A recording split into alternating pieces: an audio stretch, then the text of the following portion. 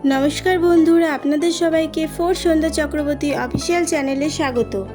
आज के आमी तैरी करब चिंगड़ी माछेर रेसिपि।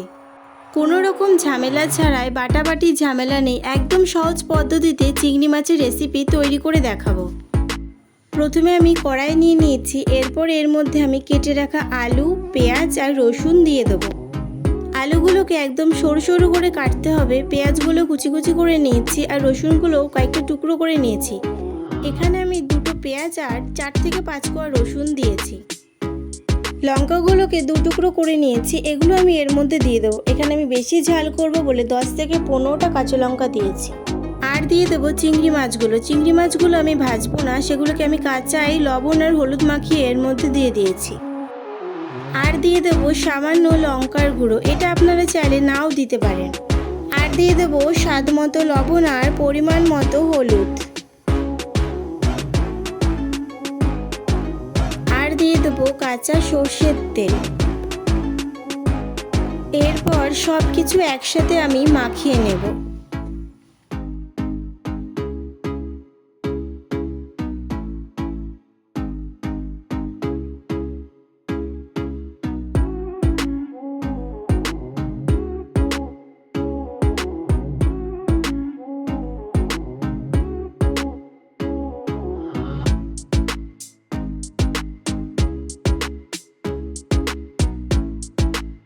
सबकिछु एकसाथे माखिए नेওয়ার পর এর মধ্যে আমি জল দিয়ে দেব। এখানে আমি 1.5 বাটি জল দিয়েছি। এরপর তরকারির পরিমাণটা যদি বেশি হয় তাহলে জলের পরিমাণটা আরও বেশি দিতে হবে।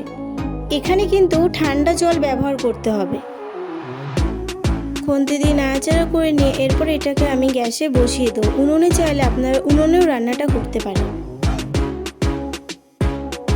একটা ঢাকনা দিয়ে 10 থেকে 15 মিনিটের জন্য এটাকে আমি ঢেকে দেব।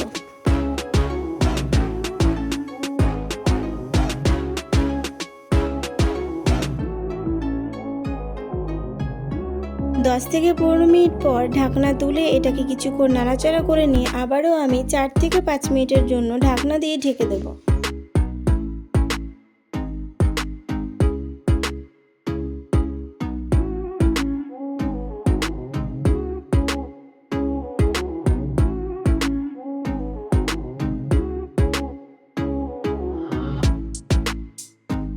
चार থেকে 5 মিনিট পর ঝোলটা পুরো শুকিয়ে গেছে। এরপর এটাকে খুন্তি দিয়ে একটু নাড়াচাড়া করে নিয়ে কয়েকটা আলু এর মধ্যে ভেঙে দিতে হবে।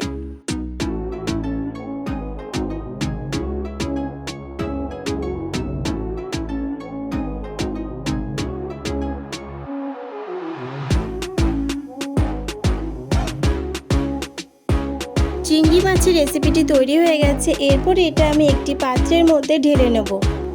এটা খুব অল্প সময়ের মধ্যে খুব সহজ পদ্ধতিতে চিংড়ি মাছের রেসিপি।